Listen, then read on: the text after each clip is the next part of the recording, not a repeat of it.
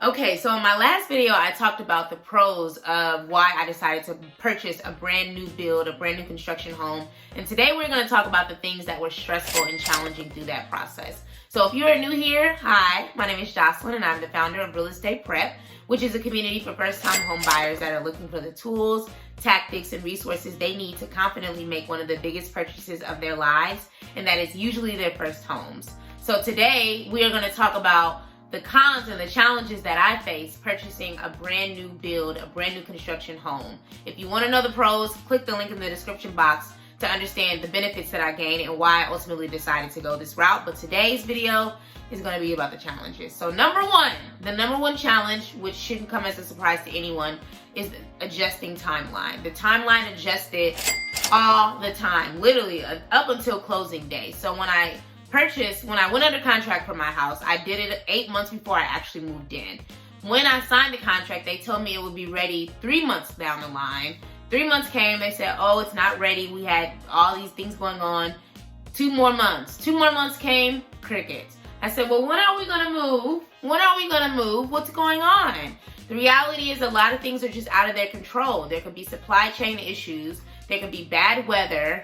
It could be anything. The city that needs to come out and inspect the work and approve the permits, that can take forever. Like, there's so much that goes into building a home that can be very stressful and very overwhelming for someone that lacks patience like myself.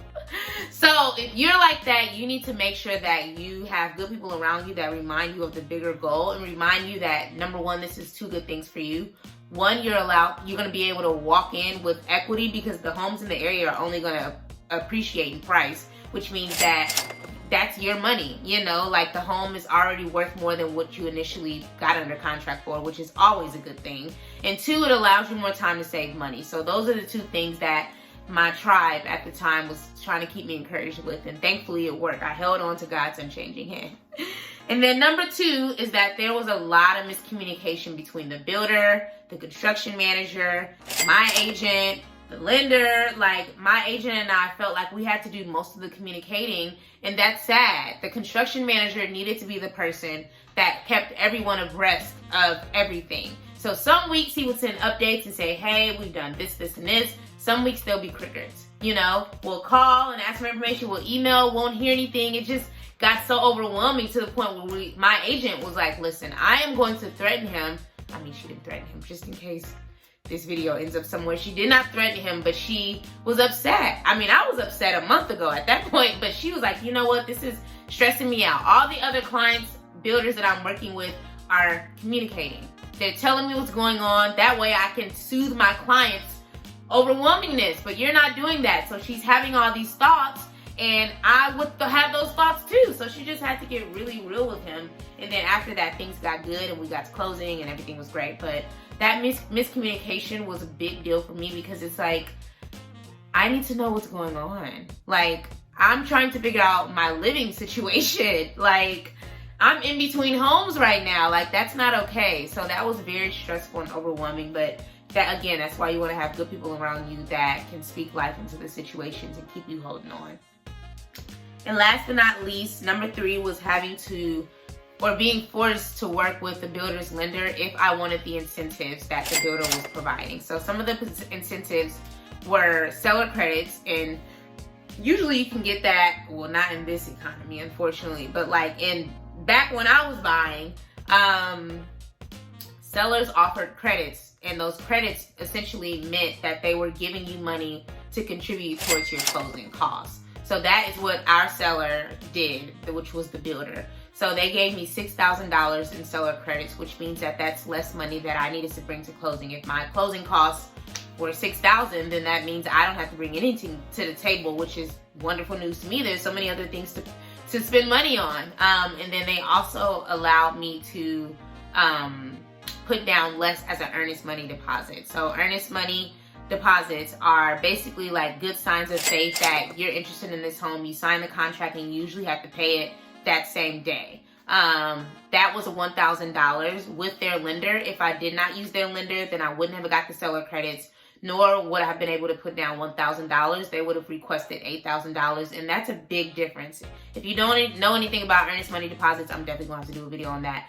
But there's a high chance that if you walk away from the deal, you will not get your money back. Like, $8,000 is a lot to lose. I was considering letting that $1,000 go because I was so overwhelmed and pissed off at the situation.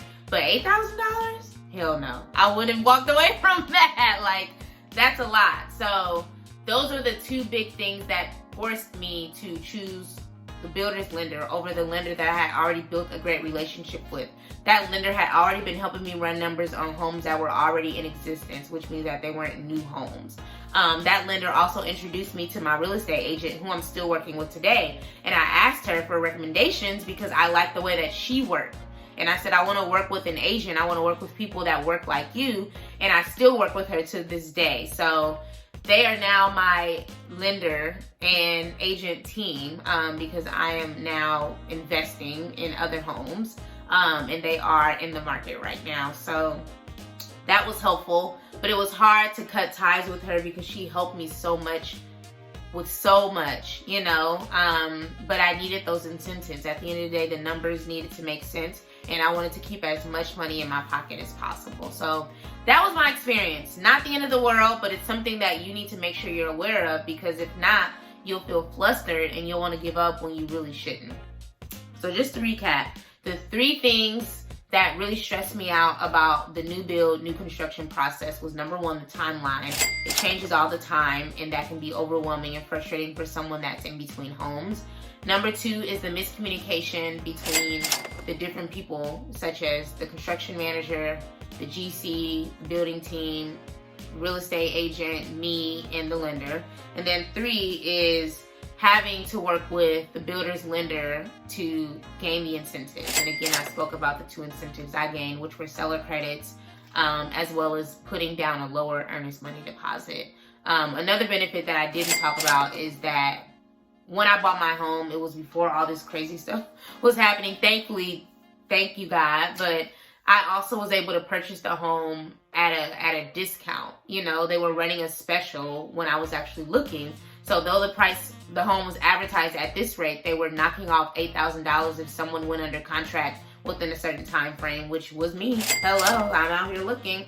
So I really lucked up with my experience. I know I said this video was gonna be negative, but like, the pros absolutely outweighed the cons. You just have to truly have the patience and have someone that you can vent to, you know, because it gets very hard and you get very restless and you want to move forward and you want to have them communicate with you and they just won't, but it's possible. So if you have any other questions about, you know, anything that I discussed today,